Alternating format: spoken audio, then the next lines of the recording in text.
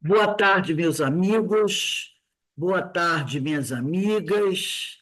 Nós estamos aqui na Sociedade de Estudos Espíritas Francisco de Assis. Hoje é dia 7 de março de 2025.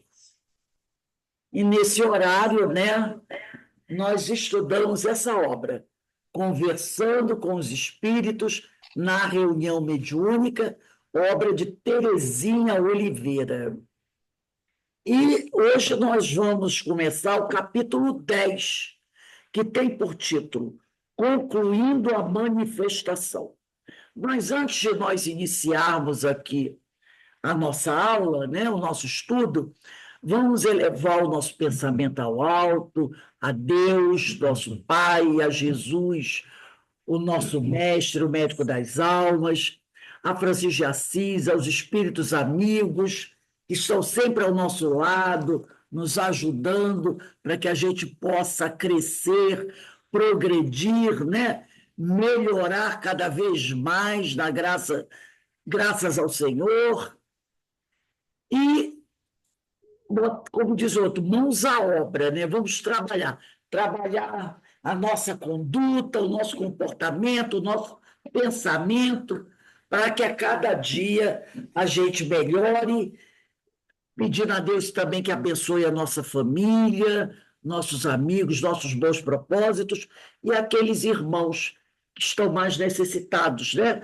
Porque se a gente olhar para o lado, olhar para trás, a gente vai ver muito irmão necessitado, precisando das nossas orações, do nosso apoio, da nossa ajuda, e é isso que nós temos que fazer, procurar ajudá-los, orar por eles, porque esse é o trabalho do discípulo do Senhor. Então, assim, envolvidos pelas bênçãos que caem do alto sobre cada um de nós, te agradecemos, Senhor, a essa oportunidade que o Senhor nos concede. Graças a Deus. Bem, vamos iniciar aqui o nosso estudo, capítulo 10, concluído a manifestação. Diz assim a Terezinha Oliveira: você dialogou da melhor maneira possível ao seu alcance. Ela está falando, né, sobre os dialogadores, né, aqueles que trabalham com a mesa mediúnica. Você dialogou da melhor maneira possível ao seu alcance. Conforme o caso, você acalmou o manifestante aflito e agitado, e se você usou do melhor do que você pôde, da sua boa vontade, do seu carinho, do seu amor, do seu conhecimento, para esclarecer, consolar para aquele companheiro, você acalmou o manifestante, aflito, que chegou aflito a casa e agitado. Ouviu com interesse fraterno o que ele tinha a dizer. Procurou compreender a sua história ou necessidade. Argumentou com a ideia da imortalidade. Explicou a necessidade de se atender às leis de Deus. Falou de esperança pela bondade divina. Assegurou amparo e proteção dos bons espíritos. Orou com o comunicante ou por ele, né? Você agiu assim, utilizando o que sabia e como podia. E o manifestante acolheu o seu concurso, a sua ajuda, conforme sua própria disposição e livre-arbítrio, mostrando aproveitamento ou não da conversação mantida. Continua Terezinha. Depois ele se afastou voluntariamente, ou foi recolhido pelos dirigentes espirituais, ou seguiu com os socorristas. Que fará você quando o espírito não se dispôs a falar? Ou não deu sinais de aproveitamento do esclarecimento ou das vibrações recebidas? São coisas que podem acontecer. Então, o que você vai fazer? Está demorando para se retirar também, por indecisão ou por querer permanecer além do permitido. Também é outro caso de você falar para o espírito, meu irmão, encerramos aqui, não é? Mas ele não quer ir embora. Fica ali. Aí ela vai dizer aqui, ó, proceda assim. Quando acontecer essas duas coisas, por exemplo, na letra A, ele não quis falar ou não deu sinal de aproveitamento do esclarecimento das vibrações recebidas, ou não quer se retirar, são coisas que podem acontecer. E aí ela vai dar aqui sugestões.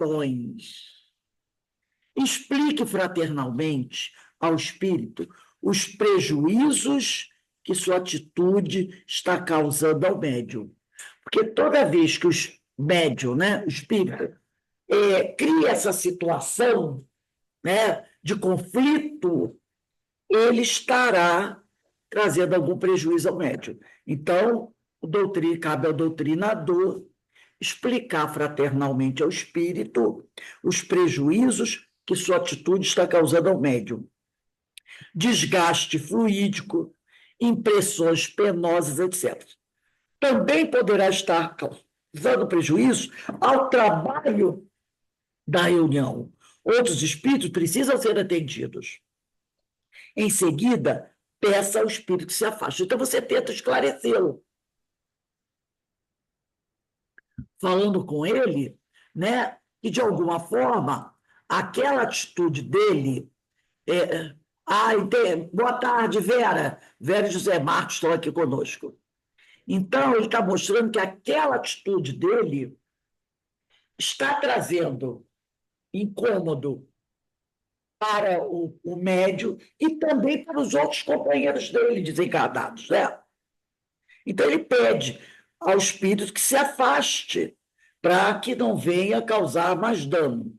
Se ao final da reunião, for ao final da reunião, informe, o tempo se esgotou e é preciso encerrar. Porque, às vezes, é aquele companheiro que chega à reunião faltando assim 5 minutos para terminar. Vamos dizer, a reunião termina às 9h. 8h55, o médio da comunicação daquele companheiro. Aí o doutrinador vê que ainda tem um tempinho, às vezes falta 7 minutos, 5 minutos, né? Ele dá o atendimento, mas não pode se aprofundar muito, porque temos que ter disciplina na hora. Não quer dizer, quando eu digo temos que ter disciplina, que a reunião não possa. A reunião está estabelecida para terminar de 21 horas. Que eu não possa passar 3 minutos, 4 minutos. Que a própria espiritualidade fala sobre isso. Essa coisa que tem que ser assim, né? Aquilo ali também não falou assim. Eu me lembro de ter uma pergunta do Livro dos Espíritos que fala sobre a questão da pontualidade, perguntando se aquela coisa tem que ser aquele rígido. Eles dizem que não precisa. É lógico que não é assim, 15, 20 minutos, né, de ultrapassar o tempo, porque eles também têm coisa a fazer. Mas uns 5 minutinhos, né, vai atrapalhar nada. Em vez de terminar 21 horas, terminar às 21 horas e 5 minutos, se é por uma boa razão, 5 minutos a mais, 5 minutos a menos, também não vai trazer problema. Por exemplo, hoje, eu estava falando do palestrante, que é deficiente visual, vai dar uma palestra para a gente. Ele falou assim, ele fez o cálculo do tempo, que eu falei, a palestra começa às 18h30, termina às 19h20. Aí ele falou assim, olha, tem algum problema se eu tenho? Então são 45 minutos, porque normalmente são 50 minutos, mas tem aquela abertura ali, todo o preparo, não sobra os 45 minutos para a palestra, né? E aí ele perguntou assim, e se a palestra terminar com 35 minutos, 40 minutos é um problema? Porque como ele é deficiente visual, eu planejo a palestra, mas como eu não tenho como ficar toda hora controlando o tempo, né? O relógio é diferente, aquela coisa toda. Então, às vezes, eu termino um pouquinho antes, 35 minutos, 40 minutos. Mas se você achar que é muito pouco tempo, se eu terminar com 35, 36 minutos, você pode dizer às pessoas que quiserem perguntar alguma coisa para cumprir o horário fazendo os 45 minutos. Ora, meu Deus. Não é um absurdo isso? Não, não, não. Você tem que terminar com 45. Então, se terminar antes, vamos encher linguiça com os 10 minutos que está faltando. Né? Gente, alguém quer perguntar alguma coisa? Porque eu tenho que completar o tempo. Claro que não. Eu Essa é boa, né? companheiro, o seu tempo está ótimo. Entre 35 e 40 minutos que você terminar, está ótimo. Então, a gente tem que ter, né, essa variabilidade. Não pode ser aquela coisa, né, ali, marcial. Então, se o companheiro, às vezes aqui, quando o companheiro vai fazer palestra, eu sei que o tema é um pouco. Eu sempre digo para ele: olha, você tem até 19h20, mas se precisar de mais uns 3, 4 minutinhos, fica à vontade.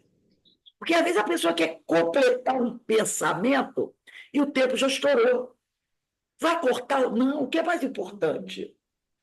Aí a gente lembra do quê? De Jesus, quando ele falou: o homem não foi feito para o sábado foi feito para o homem. Se precisar curar no sábado, eu curo no sábado. O importante é que aquele companheiro seja socorrido. Então, se o companheiro está fazendo a palestra, ele precisa de mais 2, 3 minutos para concluir o pensamento dele, pensamento esse que vai nos ajudar a compreender melhor as coisas, que seja dado a ele os 3, 4 minutinhos. Eu não estou falando de mais 15, 20 minutos, nem 10 minutos, mas 5 minutos é tolerável. E quem de nós não pode esperar mais 5 minutinhos para poder sair, né, com a mensagem mais bem colocada, com a compreensão melhor, com né, as ideias mais aclaradas? Que são 5 minutos, Perfeito. não é? Então tem outro ditado também, né? É melhor. Foi a Joana de Cusa, né? Quando o filho diz para ela: mãe, é abjura, nega Jesus. E ela diz: não, meu filho, é melhor morrer do que perder a vida. É melhor morrer, quer dizer, encerrar essa reencarnação do que perder a vida, que é o negar o Cristo, né? Então a gente tem que estar atento a isso. Por isso ela diz aqui: o tempo se esgotou, né? Quer dizer, já ultrapassou aquela razoabilidade, aqueles 3, 4, 5 minutos a mais. Aí é preciso encerrar. Então, deu 9 horas, o companheiro terminou, você aguarda mais 1, 2, 3 minutinhos. Aí você percebe, pelo que ele está falando, que ele está encerrando. Tudo bem. Agora, se você perceber que ele está indo além, aí você, meu companheiro, vamos encerrar. Então, a gente tem que ter, acima de tudo, bom senso. Bom senso em doutrina espírita é fantástico. Tanto que Kardec. Qual o nome o apelido que davam a Kardec? Um título, o bom senso encarnado. O bom senso encarnado, né? O tempo se esgotou e é preciso encerrar. Aos indecisos, sugira: acompanhe os espíritos socorristas, que é aquele que terminou, às vezes, o seu depoimento ali e não sabe bem o que fazer. Você percebe que o espírito, às vezes, não sabe bem o que fazer. Então, você diz o que para ele? Acompanhe aqui os espíritos socorristas, os amigos, se você não quiser falar espíritos socorristas, né? A gente tem que tomar cuidado, às vezes, com quem você está falando. Porque, às vezes, o espírito, né? Você vê que o espírito ali está cheio de problema. Então, de repente, se eu usar a palavra socorristas, ele pode ficar meio assustado. Ou espírito. Então, acompanhe os amigos que estão aí próximos a você. É aquela palavra que te dá segurança, né?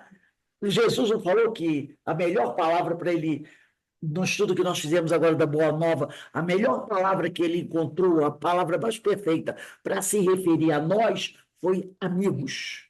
Porque ela representa tudo, né, de carinho, de amor que ele tem em relação a nós. Então, fale amigos, acompanhe os amigos que estão à nossa volta. Fica até melhor, né? É para eles se sentirem também acolhidos, né? Exatamente. Porque até para nós mesmos, quando você está num hospital, assim, que diz: vai, acompanha aí o enfermeiro, né? Vai, esse nosso amigo vai te levar até lá, né? Aí você fica Mais fica mais suave, né, perante a sua situação. As coisas, então, algumas palavras a gente tem que tomar cuidado, né? Aí ele diz aqui: informe aos que estão sendo afastados. Se for permitido pelos mentores, voltará em outra oportunidade, então conversará melhor. Isso também, né? A gente pode dizer ao companheiro, terminado ali, encerrado aquela comunicação, você pode dizer, ele, eu queria falar mais, será que eu vou poder... Não! Se for permitido, né? Se houver uma nova oportunidade, você será trazido novamente, vai poder conversar com a gente mais um pouquinho, fica aí à vontade. Então, né? Isso também o companheiro fica mais tranquilo. Eu posso desligar o teu microfone? Que às vezes dá uma interferênciazinha. Posso desligar teu microfone? Sim. Se você quiser falar alguma coisa, aí você liga, tá? Ok. Aham. Então, é porque dá umas interferenciazinhas de vez em quando o microfone está aberto. Então, a gente tem que sempre tomar muito cuidado com as nossas palavras. Lembrando daquele companheiro que foi desse livro que eu estou lendo, que era médico, e que a doutrinadora falou: isso aqui é um pronto-socorro espiritual. Ele era médico. Ele, que pronto-socorro espiritual? Isso não existe. Eu sou médico. Que história é essa? Eu nunca ouvi falar em pronto-socorro espiritual. Tanto que no final ele falou: quando os amigos espirituais disseram para ele: você é médico, venha nos ajudar. Ele, eu teria muito prazer, né? Aí ele diz assim: quem sabe essa mulher aqui que falou para o socorro espiritual não será a primeira que eu vou atender. Então ele imaginou que ela fosse uma desequilibrada, porque ela usou a expressão pronto-socorro espiritual. E ele, na Terra, não tem pronto-socorro espiritual. Então, a gente tem que tomar cuidado com essas coisas. Quer ver outra palavra que eu não gostava? Quando o pessoal lá no COI, na terça-feira, falava em tratamento espiritual. Terça-feira você vai fazer o tratamento espiritual. Sabe? Eu acho que a gente tem que tomar cuidado. É igual a palavra assistidos. Domingo é dia dos assistidos. Aí, como é que eu falo? A vontade de dizer assim, então a casa vai explodir.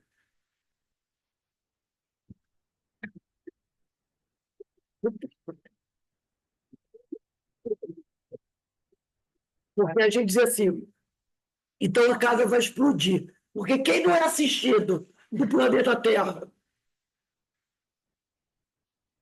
Então são coisas, são expressões, me engasguei com o remédio, são expressões que a gente tem que tomar cuidado. Né? Tem expressões. Eu me engasgo à toa. Então, né?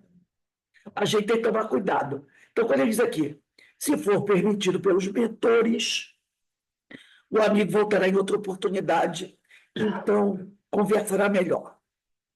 Número 2, se o espírito não lhe atender ao pedido, firme o pensamento no bem e ordene-lhe o afastamento. Costuma-se dizer, em nome de Deus, ou em nome de Jesus, afaste-se. Aí a gente volta para aquela questão do livro dos médiuns, quando a gente vai falar, né, em nome de Deus, em nome de Jesus, abrindo a página. É justamente na questão 279 de O Livro dos Médiuns, na parte segunda, capítulo 25, das evocações. Quando, no segundo parágrafo da questão 279, diz assim: há quem se espante de que o nome de Deus invocado contra eles, tá? Invocado ali para aqueles espíritos, eu estou até anotando aqui também, segundo parágrafo, questão 279 de O Livro dos Médiuns, quando ele diz assim, item 279. Há quem se espante de que o nome de Deus, invocado contra eles, nenhum efeito produza. No caso, como ela diz assim, costuma-se dizer, aí o doutrinador vai virar para o espírito e vai dizer, em nome de Deus, ou em nome de Jesus, afaste-se. Aí Kardec, aqui no livro de Média, está dizendo que há quem se espante de que o nome de Deus, invocado contra eles, nenhum efeito produza. A razão desse fato deu-no-a São Luís, na resposta seguinte: o nome de Deus só tem influência sobre os espíritos imperfeitos quando proferido por quem possa, pelas suas virtudes, servir-se dele com autoridade. Pronunciado por quem nenhuma superioridade moral tenha, e isso é a única coisa que os espíritos respeitam, com relação ao espírito, é uma palavra como qualquer outra. O mesmo se dá com as coisas santas com que se procure dominá-los. A mais terrível das armas se torna inofensiva em mãos inábeis a se servirem dela ou incapazes de manejá-la. Tá?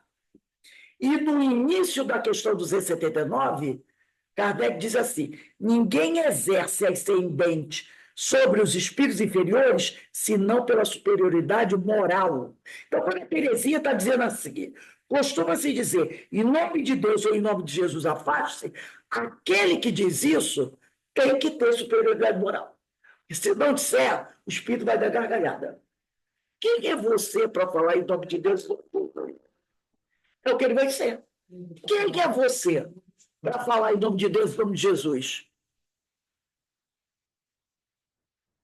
Quer dizer, esse nome na sua boca não tem efeito nenhum, não tem valor nenhum, entendeu? Então, essa é uma questão que a gente tem que estar atento. Tem que estar atento. Aí ela diz aqui, se achar necessário, antes de ordenar, peça a ajuda dos demais participantes, que se concentrem e fiquem em prece silenciosa. Isso, na realidade, nem precisaria o doutrinador pedir. Se o grupo é um grupo coeso, é um grupo disciplinado, é um grupo que trabalha muito tempo juntos, esse grupo, esses médios, já irão perceber, já terão percebido a situação. Então, eles automaticamente já estariam em prece. Não haveria nem necessidade do doutrinador pedir. Porque se ele pede, vou manter em prece, significa o quê? Que ele não tem certeza que o grupo está aí concentrado. Não é? Porque ela diz aqui, ó, se achar necessário, se o doutrinador achar necessário, antes de ordenar, para ordenar aqui, a gente tem que tomar um cuidadinho com ela, tá? Cuidado, né? Antes de ordenar, antes de pedir, antes de solicitar, né? Mesmo que seja uma solicitação incisiva, mas vamos voltar aqui. Ele peça a ajuda dos demais participantes. Então, se o doutrinador precisa virar, meus amigos, vamos concentrar agora, né? Vamos entrar em prece silenciosa. Tudo bem que o doutrinador fale, mas fica parecendo que o grupo não está concentrado, não está devidamente atento ao que está se passando no grupo, na reunião. Essa observação da Terezinha Oliveira é muito válida, mas a gente para pensar qual seria o melhor. O doutrinador nem precisar falar. Seria cada um estar consciente já do que se deve fazer. Porque se chega um momento desse, você já percebe o quê? Que não existem outras comunicações sendo dadas, porque está no final da reunião.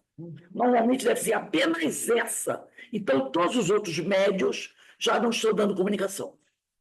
Estão assistindo aquilo. Então, automaticamente, eles já deveriam estar em preces, concentrados, tá? É válido a observação dela? Sim, é muito válido, mas o ideal seria que nem precisasse dizer isso, tá?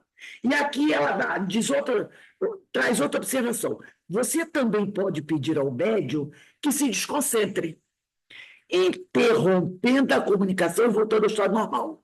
Aí eu ia falar uma coisa que ela traz no parágrafo seguinte: passes dispersivos. Porque se o doutrinador começa a aplicar o passe dispersivo ajuda no desligamento. E o passe de doação ajuda a manter aquela ligação. Então, você pode pedir ao médium, né, para buscar ir se desconcentrando, ou o próprio doutrinador começar a aplicar os passes dispersivos, diminuindo o contingente de fluidos. Podem favorecer a interrupção do trânsito. Normalmente isso acontece. Aplicou o passe dispersivo, o trânsito vai diminuindo. E aí o espírito, né, vai se afastando. Se o espírito continua se opondo e não se retira, ore com fervor, pedindo aí a interferência dos dirigentes espirituais. Porque para esse espírito, depois do passe dispersivo, se manter ali, é um espírito, temos que ter atenção a ele, hein? Temos que ter atenção a ele. Então, os amigos espirituais, percebendo, virão ajudar. Não deixarão de vir, de prestar sua ajuda eficiente e decisiva. Por isso, né, nós temos que pensar assim: o trabalho é sério, o trabalho tem que ser bem harmonizado, todo mundo tem que estar bem preparado para que nós possamos ajudar efetivamente, né? Tira lá para não molhar mais, porque já está muito molhado. Aí ela diz aqui: ao final das comunicações, você deve aos mentores agradecer pela presença e ajuda. A gente agradece quando começa, a gente agradece quando termina, né? Porque o agradecimento é muito importante. A gente não imagina o trabalho que é realizado numa reunião mediúnica. Em qualquer reunião dentro da casa espírita. Do atendimento fraterno, na reunião pública, na reunião de desobsessão. Todo o trabalho dentro da casa espírita é um trabalho de muita seriedade, onde muita ajuda é fornecida pelos amigos espirituais para todos nós. Então, como eu disse aqui, aos mentores, agradecer pela presença e ajuda. Aos espíritos amigos, saudar em despedida, né? Ajudar, se necessário, no despertamento e recomposição dos médios. E, às vezes, algum médio pode estar ainda um pouquinho abalado, aplicar um passe nele, dispersivo, né? Um passe de harmonização. E aí, para você completar o trabalho. Aqui, ela vai trazer a prece do dialogador. Essa prece, ela vem está aqui embaixo. Se você avançar um pouquinho o livro, na página 99, tem a nota dessa prece, né? Ele diz assim: Nora, mensagem psicografada por Emanuel Cristiano, que é o médium, em reunião de 20 de março de 98, no Centro Espírita Allan Kardec, em Campinas, São Paulo. Essa mensagem foi enviada pelo espírito Nora. Vamos acompanhar aqui essa prece do dialogador, né? Diz assim: Senhor, para a tarefa de atendimento aos espíritos necessitados, me apresento. Sei que não trago no coração a perfeição dos sentimentos humanos, mas trabalho por conquistá-la, esforçando-me na reforma íntima. Então, a gente percebe nessa prece aqui a humildade. A humildade. Olha aqui, ó. Sei que não trago no coração a perfeição dos sentimentos. O doutrinador se mostrando ele humilde, né? Mas trabalho por conquistá-la, esforçando-me na reforma íntima.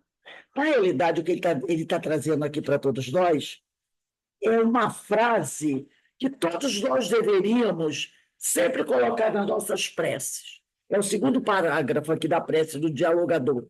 Sei que não trago do coração a perfeição dos sentimentos humanos, mas trabalho por conquistá-la, esforçando-me na reforma íntima. Desenvolvendo esta função, serei sempre discreto, jamais expondo desnecessariamente os dramas dos comunicantes. É aquela questão, né, da gente ter ética. Terminada a reunião mediúnica, não ficar fofocando sobre o que os espíritos que chegaram à mesa disseram. Nesse valoroso momento, intermediarei os teus ensinos. Ele vai ser o intermediário entre o plano espiritual e o mundo físico. Que o meu esforço no bem me faça digno da ajuda espiritual através das intuições. E se, por algum motivo, os que forem atendidos por mim não se sentirem tocados, te pedirei em oração, perdoa as minhas falhas e acolhe-os com a tua misericórdia. Porque às vezes o doutrinador, por alguma razão, não consegue, né, tocar o coração daquele companheiro. Talvez tenha faltado alguma coisinha, né? Então ele pede a ajuda da espiritualidade para completar esse ensinamento. Jamais discutirei com os espíritos a pretexto de mostrar erudição e superioridade. Aí lembro do Simão Pedro Lima, né? Que estava ali num duelo com o espírito, e o companheiro virou para ele e falou assim: Simão, fica quieto, cala a boca, né? Guardar-me-ei dos desafios, orientando e respeitando os irmãos presos às ideias de cólera ou vingança. Então, não vou duelar com aqueles que pensam diferente de mim. Teu evangelho me será escudo, teu amor se converterá em arma de defesa, e a caridade será sempre minha companheira na luta pela espiritualização da humanidade. Não terei medo, pois a seriedade e o desejo do bem atrairão a proteção espiritual. Isso aqui é uma outra questão importante, porque tem companheiros que trabalham na mesa mediúnica, eu conheci alguns que chegaram a verbalizar isso para mim. E eu morro de medo quando o espírito faz ameaças. Eu vou acabar com vocês. Vocês, médios, vão passar por isso, vão passar por aquilo, vão ficar doentes, vão destruir a vida. Ela morria de medo dessas ameaças. E ele diz aqui: não terei medo, pois a seriedade e o desejo do bem atrairão a proteção espiritual. Possa eu desenvolver a paciência, olha aqui, ó, a paciência e o bom senso. Falamos aqui do bom senso na questão da pontualidade, né? A fim de melhor servir. Estudarei a doutrina espírita quando puder, para que o verbo e a orientação adequada não me faltem na hora de dialogar, para que eu possa ter sempre aquela palavra correta, bem colocada, né? Na hora ali da conversa com o amigo. Quando for preciso usar de energia para conter os excessos, ampara-me para que a disciplina não se transforme em irritação. Então, quando eu precisar ser incisivo, ampara-me, Senhor, para que eu não extrapole, né? A compaixão e a bondade serão sempre metas de trabalho. Não cultivarei nenhum vício, Livrar-me-ei da maledicência. Olha só o que ela colocou aqui. A nora, né, que é o espírito.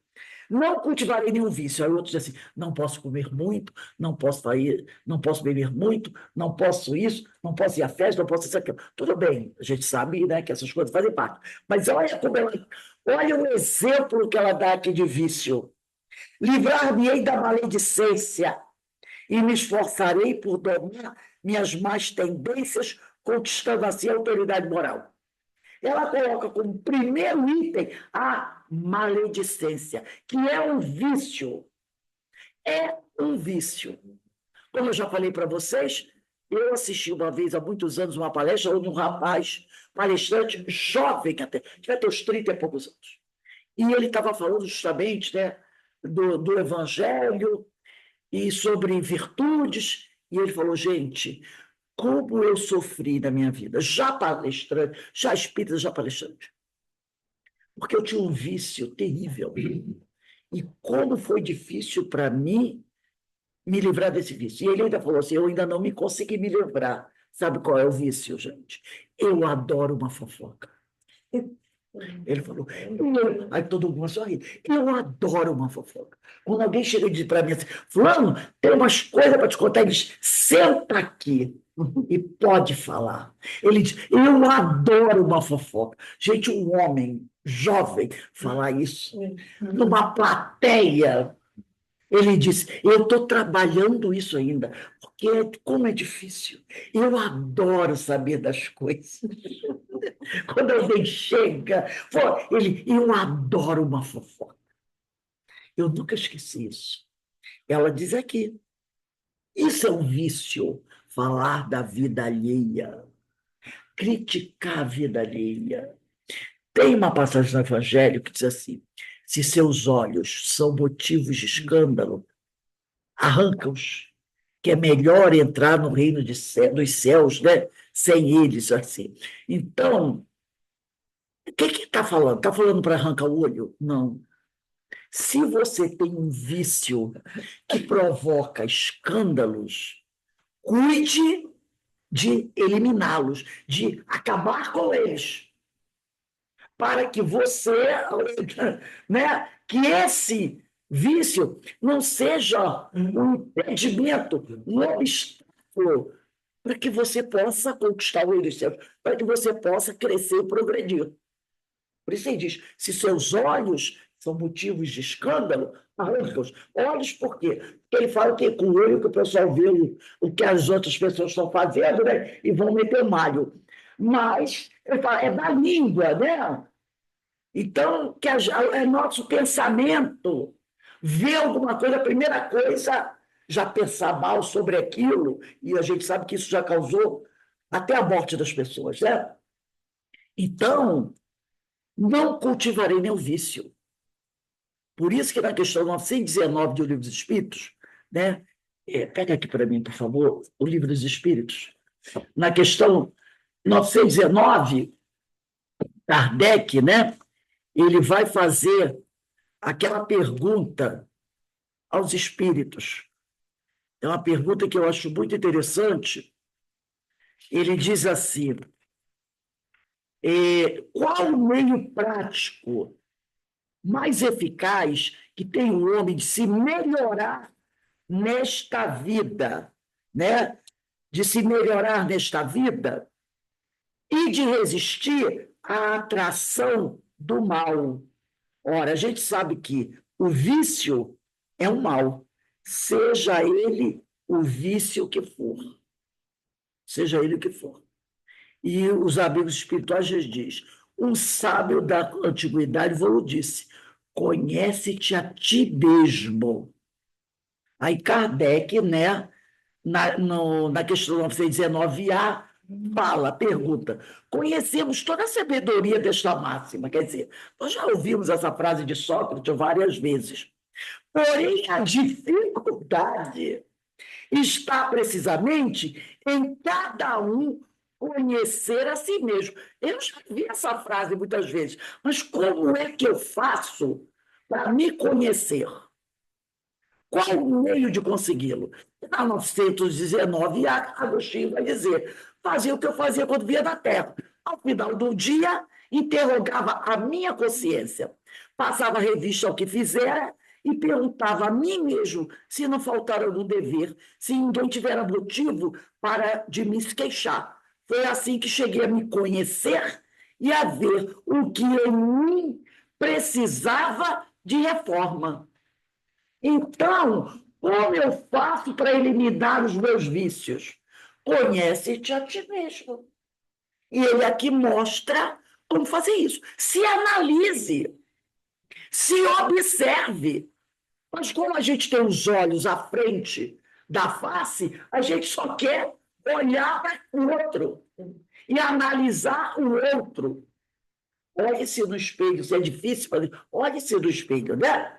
Então, fazendo isso, você vai, como ela diz aqui, a Nora, livrar-me da maledicência e me esforçarei. Quando ela diz essa palavra, é palavra, esforçarei, verbo esforçar, dominar minhas más tendências. Ela está mostrando aqui, não vai ser fácil. Não vai ser fácil. Porque se o próprio Espírito Nora diz, me esforçarei, ela está dizendo, ó, não é fácil não, hein, gente? É trabalhoso, como diz Joana de Ângeles. Porque não vai ser de um dia para o outro que eu vou dormir do outro dia diz, gente, que maravilha, estou livre de todos os vícios. Não é assim que a banda toca. Então, é um trabalho que necessita o quê? Perseverança, continuidade, muito suor e, às vezes, lágrimas também. E me esforçarei para domar. Então, é como se fosse um corcel que está solto no pasto. Minhas más tendências. Tá? Então, estou mostrando o quê? Que eu tenho más tendências. Eu tenho que reconhecer isso, né?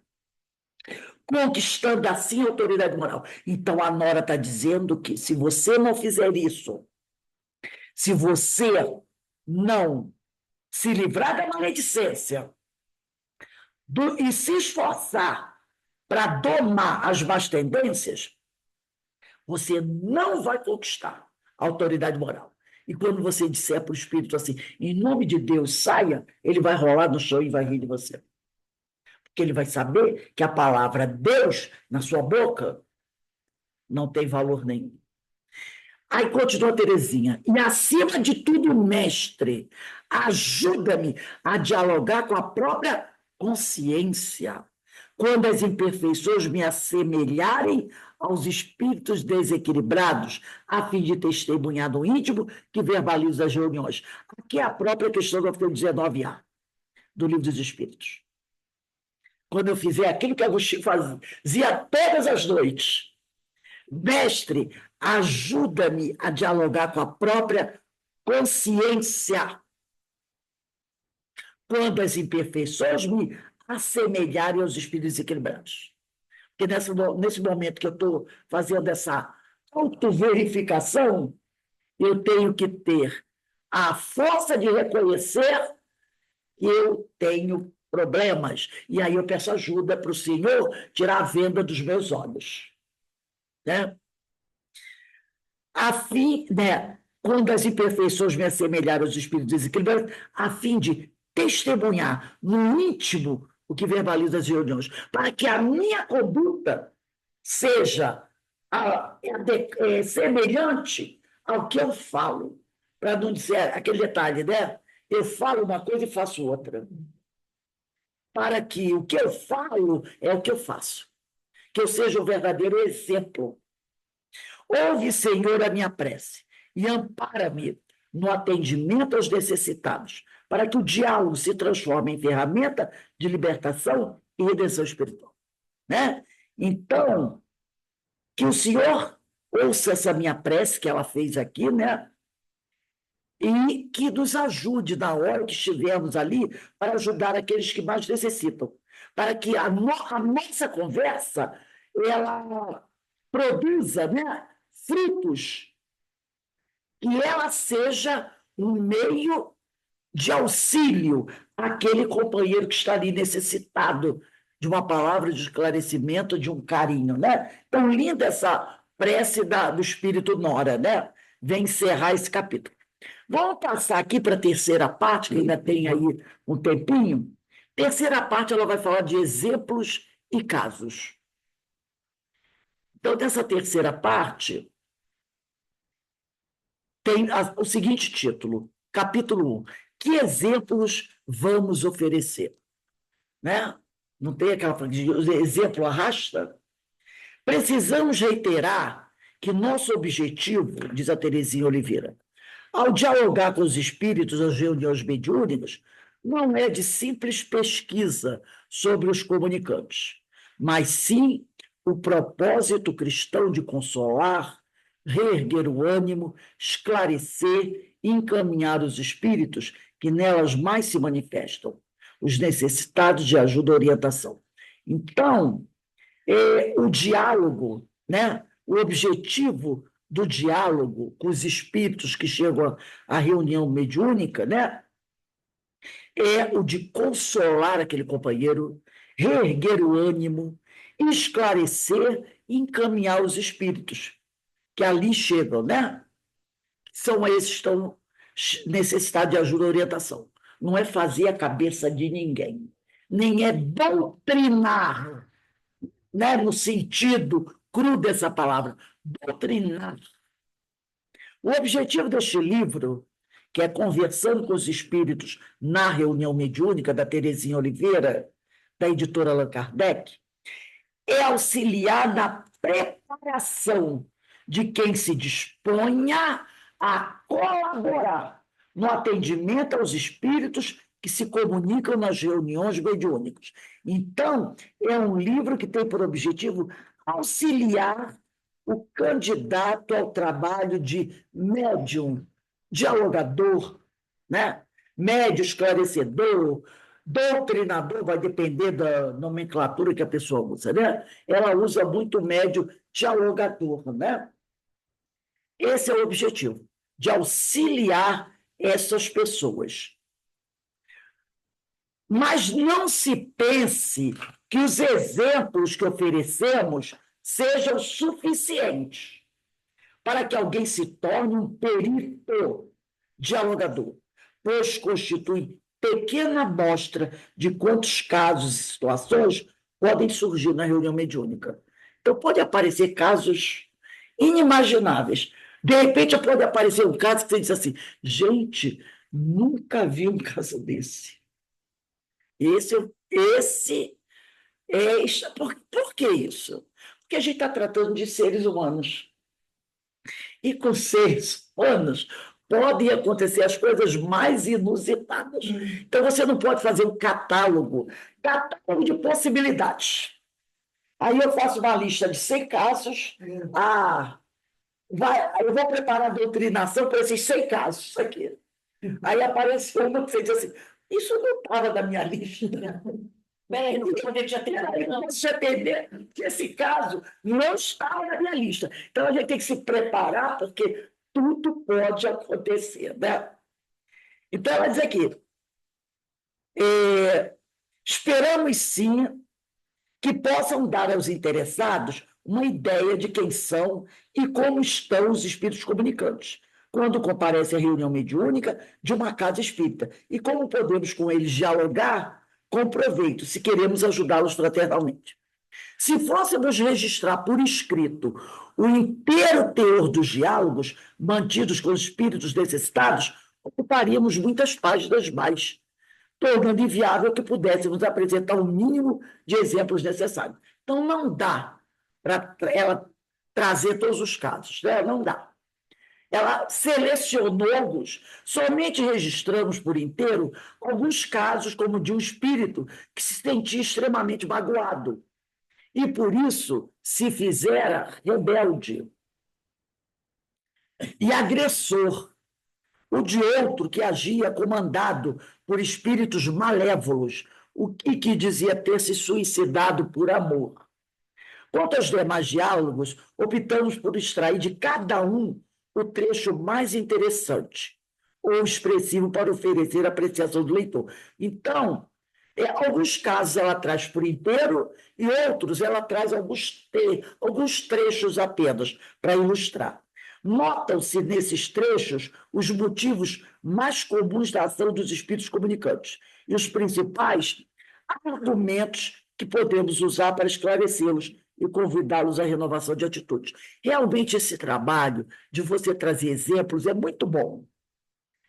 Tem aquela coleção do Hermínio de Miranda, se eu não me engano, é formado por 5 livros, né? Que o primeiro livro foi Histórias que os Espíritos Contaram. São transcrições de diálogos na reunião mediúnica que Hermínio de Miranda participava, ele era doutrinador. Então, eles gravavam e depois eles transcreveram os casos que eles consideraram mais importantes para um livro. E o nome desse livro foi Histórias que os Espíritos Contaram. Mas depois eles resolveram dar continuidade às publicações. Então, os outros livros vão ter outros títulos, mas a coleção passou a ter o nome do primeiro livro. Coleção Histórias que os Espíritos Contaram. Então, vai ter A Filha do Vizir, né? Tem outro nome também que... Não é o Matuto, não. Tem outro nome que tem um homem, tem o exilado, tem a filha do vizir, e tem outros nomes.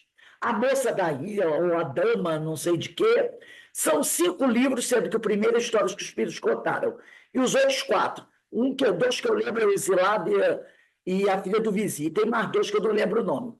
Toda essa coleção, que é a História que os Espíritos Contaram, trazem esses casos das reuniões mediúnicas que o Hermínio trabalhava. Então, é um livro interessante, porque alguns casos ele traz integrais, né? Outros ele traz pontos mais importantes, como a Terezinha Oliveira fala. Então, você vai vendo, né, os casos e como os médios doutrinadores, dialogadores, procediam, o que eles falavam, se a doutrinação, o diálogo tinha sucesso, se não tinha, a reação dos espíritos ao que eles falavam, a doutrinação, às vezes, não muito bem colocada do dialogador.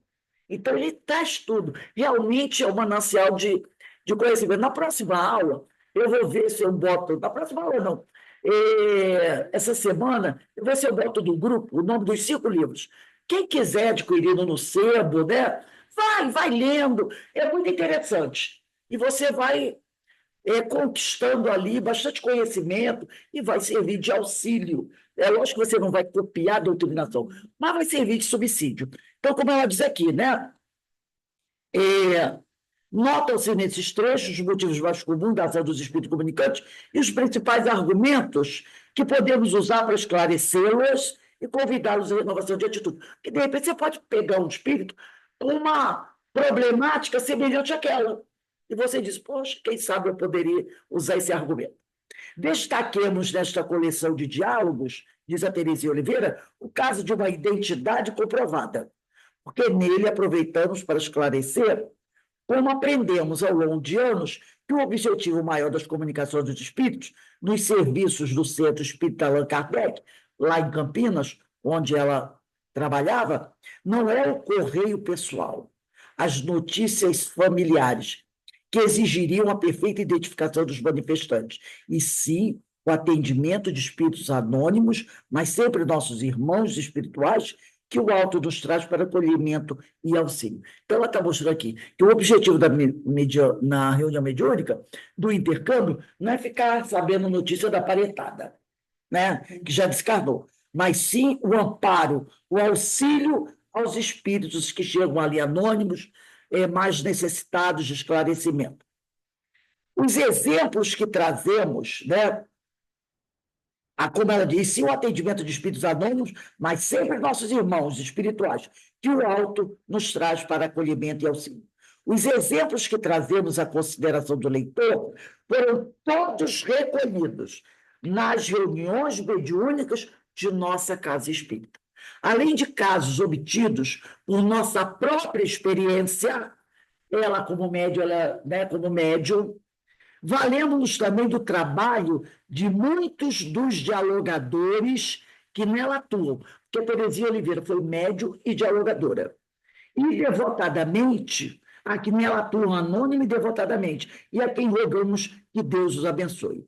Um deles é Henri B.F. Barreto, a quem agradeço pelo relato de 2 casos, por ele atendidos. Esse Henri era um doutrinador do Centro Espírita, né? Que relatou para ela 2 casos que ele atendeu, que aproveitamos para começar, e vão intitulados como Não Reconheci o Próprio Corpo, e Na Sala de Anatomia. São 2 casos que esse doutrinador relatou para ela colocar no livro.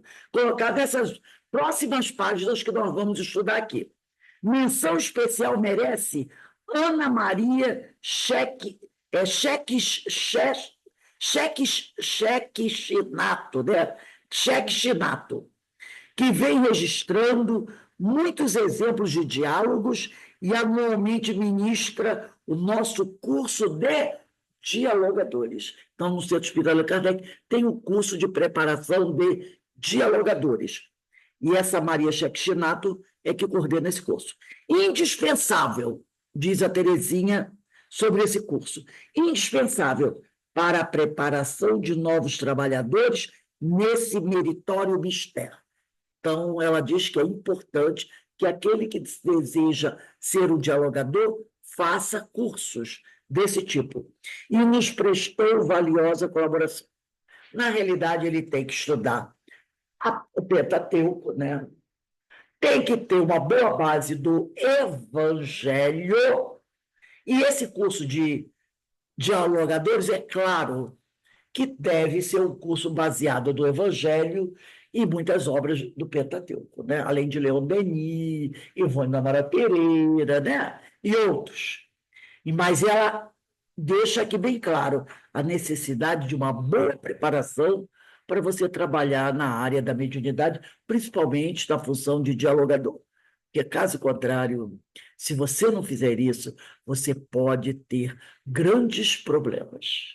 Grandes problemas, né? Não é uma ameaça, é uma realidade. É uma realidade.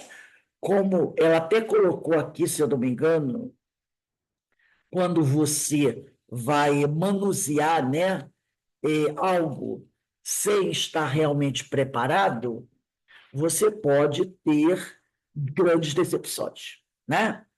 Então, a gente precisa realmente estar preparado quando você vai realizar uma tarefa, né?